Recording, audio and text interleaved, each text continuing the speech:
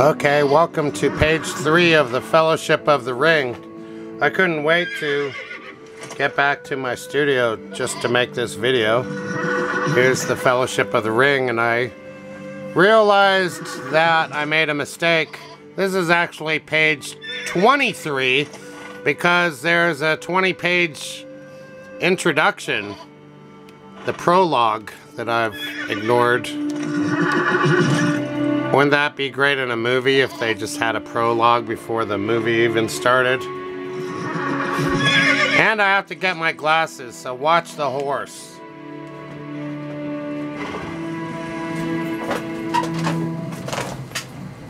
Alright, getting there.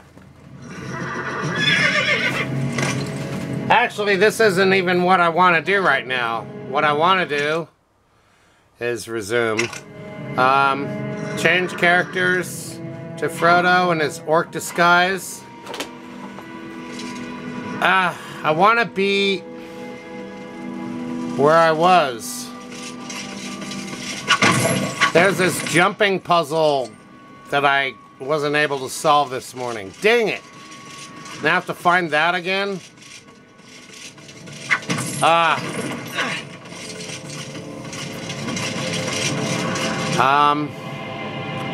Or I can go back to the Shire as Erwin. She's not even in the Shire. Okay. So, let's read. Sorry to waste your valuable time. This video is already going horribly wrong, but that's just how it is. Drowned, said several voices. They had heard this and other darker rumors before, of course, but hobbits have a passion for family history, and they were ready to hear it again. Well, so they say, said the gaffer. You see, Mr. Drogo, he married poor Miss Primula Brandybuck.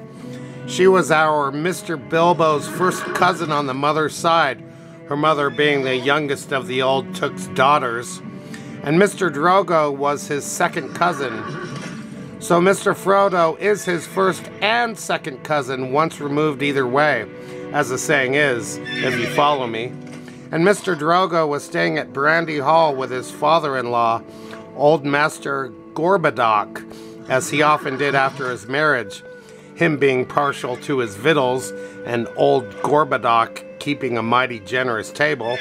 And he went out boating on the Brandywine River, and he and his wife were drowned, and poor Mr. Frodo only a child and all. I've heard they went on the water after dinner in the moonlight, said old Noakes, and it was Drogo's weight as sunk the boat. And I heard she pushed him in, and he pulled her in after him, said Sandyman, the Hobbiton miller.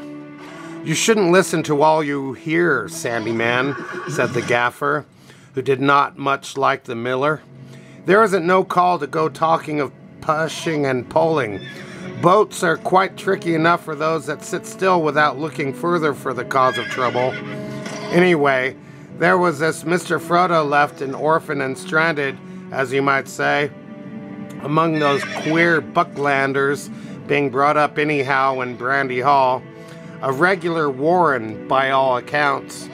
Old Master Gorbadoc never had fewer than a couple of hundred relations in the place.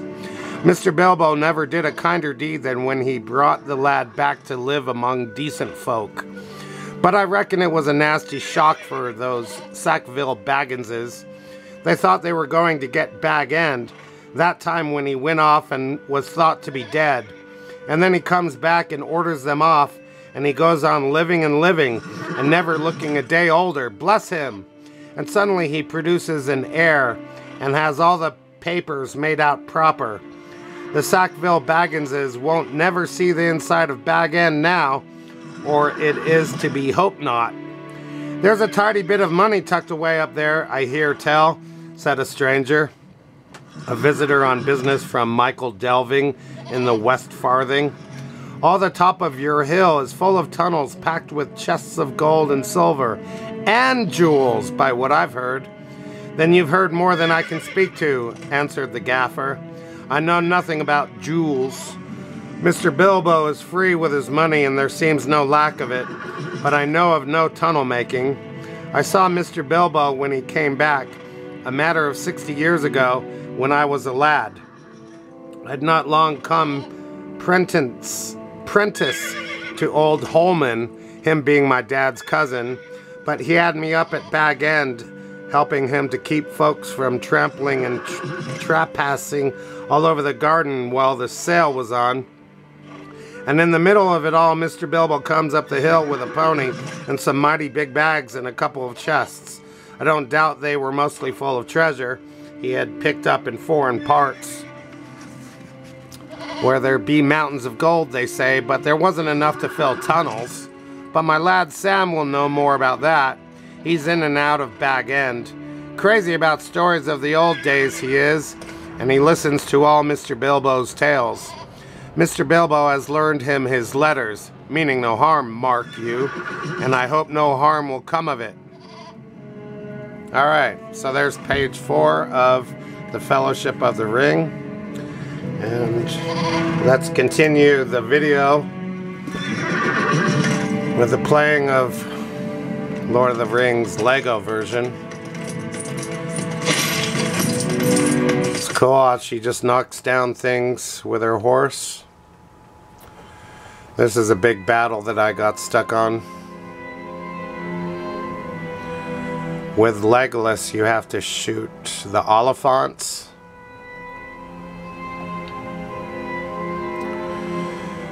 YouTube, because of the music and the copyright issues, they'll never pay me for this series of videos.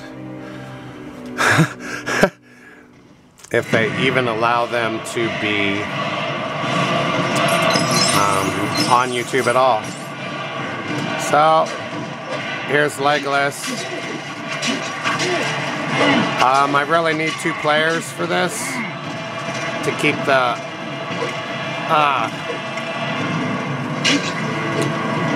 orcs off me, because I have to keep killing them myself, and then I don't get to shoot at the targets. Dang it. Okay.